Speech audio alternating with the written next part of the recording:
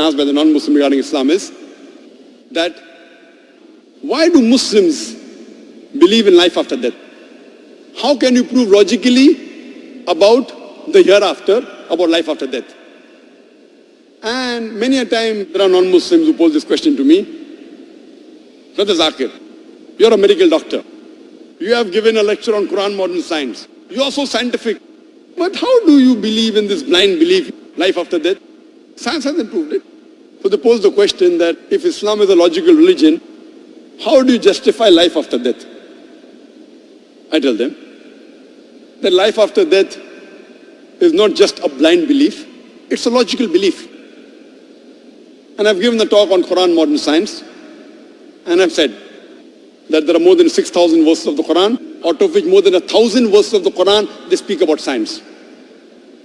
But today, science hasn't advanced so much to prove everything of the Quran. So if we analyze, say approximately 80% what the Quran speaks, which is related with science, has been proved to be 100% correct. 20%, it is ambiguous. Neither right, neither wrong. We don't know. So when 80% of the Quran is proved to be 100% perfect, according to scientific facts, and 20% is neither wrong, neither right, not even 0.1% of the 20% has been proved wrong, my logic says when 80% is 100% correct and 20% is ambiguous, my logic says that inshallah, even that 20% would be correct. So it is a logical belief. It is not a blind belief. This is one way of proving life after death.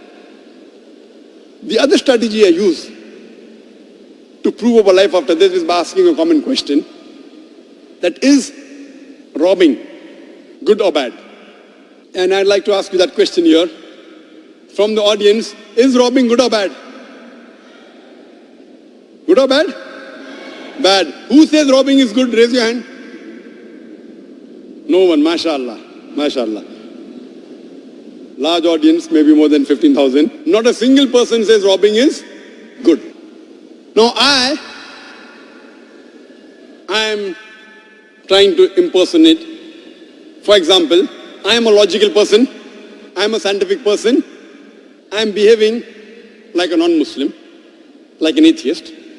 But I claim myself to be a logical person and a scientific person, and I say that robbing is good. Believe me, I am a logical person. I am a scientific person. I say robbing is good. And I like robbing.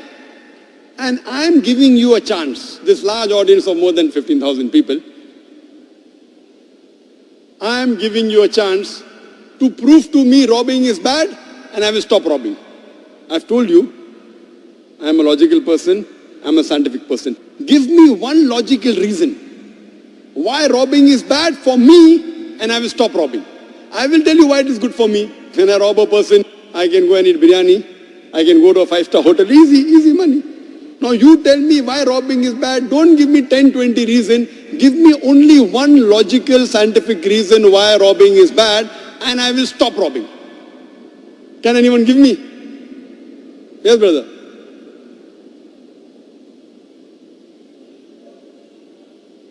If you rob someone,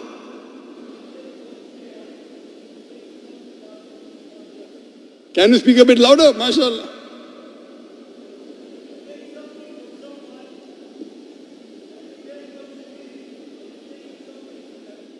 Very good. Brother say, if I take something from someone, I am taking away something from him. I agree. It is a loss for that person, but benefit for me. I agree with you. What I told you, prove to me why it is bad for me. It is bad for the person who has been robbed. What I told you, prove to me why it is bad for me. I am logical, I am scientific. I agree it is bad for the person who has been robbed. Tell me why it is bad for me, I will stop robbing. Yes, brother, loudly. Someone will rob me, will I like it? Very good. Brother, I am a big mafia. I have got 100 bodyguards and all of them are behind the stage. I am a big robber, I am not a small robber. For a small robber it is bad. Someone may rob you. I am a big mafia I've got 100 bodyguards all behind, all with AK-47. I'm logical, I'm scientific, I'm a big robber. For small robbers, it's not good. Somebody may rob you. So, why it is bad for me?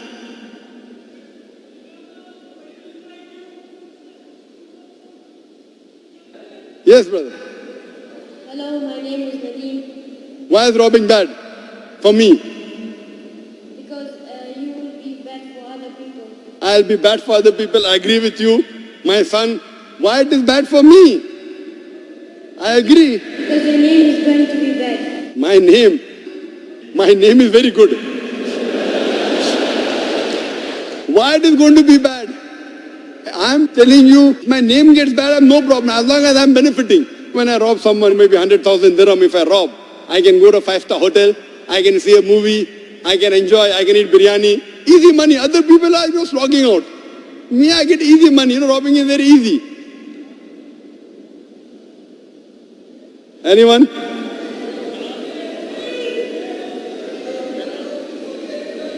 Someone will say that the police will catch me. The police cannot catch me because the police is on my payroll. I have the ministers in my pocket. I have the police in my pocket. I'm a big robber. I'm a mafia. Most of the countries, the police and the ministers can be in your pocket. They're on my payroll. So therefore, whatever answer you give, in no way, and I've done this exercise in audiences larger than this, 50,000 people, 100,000 people, no one so far has been able to tell me one logical reason. I am a non-Muslim. I'm a non-Muslim. Very logical, very scientific. No one can prove to me why robbing is bad. Want to kill me? I have got guards. Before you kill me, my guards will kill you. Yes, brother. What I think why it would be bad for you is because when you start robbing, you will be collecting a lot of wealth. Very good. That wealth, you'll be worried about to keeping it safe. And that will take your sleep away. It'll take safety away from your family, and it won't give you peace of mind. And when you lose your peace of mind, you lose everything. Brother said, if you have too much of wealth, difficult to keep. There are many wealthy people sitting here. Difficult to keep, very easy to keep. There are many banks here. Why? I won't keep in my pocket. Now you have got credit cards, you have got checkbook. For you, who's a small man, when you get 1,000 dirham, you're afraid my 1,000 dirham will go away. I'm a multi-billionaire. All these banks and all, for me, very safe. If I keep in the bank and everything, lot of profit, lot of interest. Brother, for small people to keep 1,000 dirham, they are worried. For me, I'm a billionaire. But then again, you'll be worried about banks losing all the money with the recession. And these are natural calamities. Brother is saying that if I keep it in the bank, recession, I'll own the bank. The banks have no problem. What do you know that even in recession, it's not only in bank, you can keep in wealth, you can keep in real estate. It is one option I've given you. You can keep in shares, everything. If the recession goes down, again it will come up. Dubai has gone down, again Dubai will come up. It's going to come up. It will take 4-5 years. I'm so big, I've got no problem. There's no answer to that. Yes. No answer, I will give you the answer. I agree with you. There is no logical reply why robbing is bad, why raping is bad, why cheating is bad. Now, we turn that side. You are the non-Muslim, robber, logical, scientific. I am a Muslim now. I, as a Muslim, I agree with you that logically to prove robbing is bad is very difficult, except what I'll do first, I'll prove to that person the existence of Allah subhanahu wa ta'ala. And I've given the talk, is the Quran God's word? It's for 2 hours, I don't intend giving the talk here. In that talk, I've proved logically, scientifically, to the non-Muslims, with the help of the Quran, that Allah subhanahu wa ta'ala exists. After I've proved to him the existence of Allah subhanahu wa ta'ala, Allah says in the Quran, in Surah Nisa, chapter number 4, verse number 40, Allah subhanahu wa ta'ala is never unjust in the least degree. The non-Muslim will tell me, you're talking about Allah, I believe in him. But you are saying that Allah is not unjust.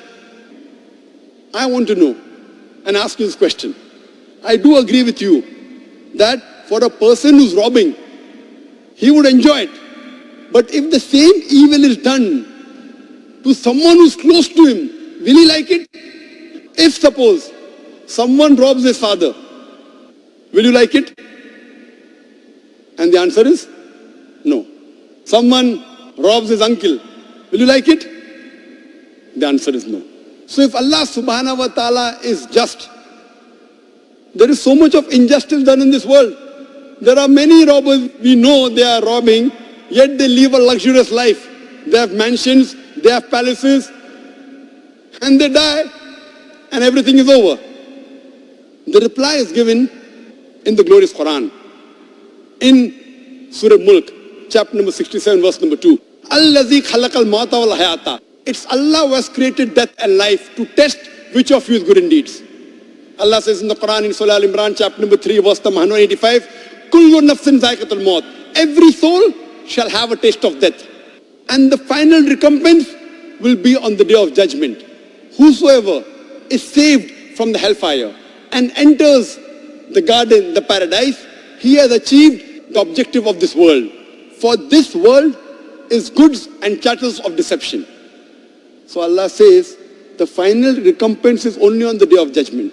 That means only believing in Allah is not sufficient.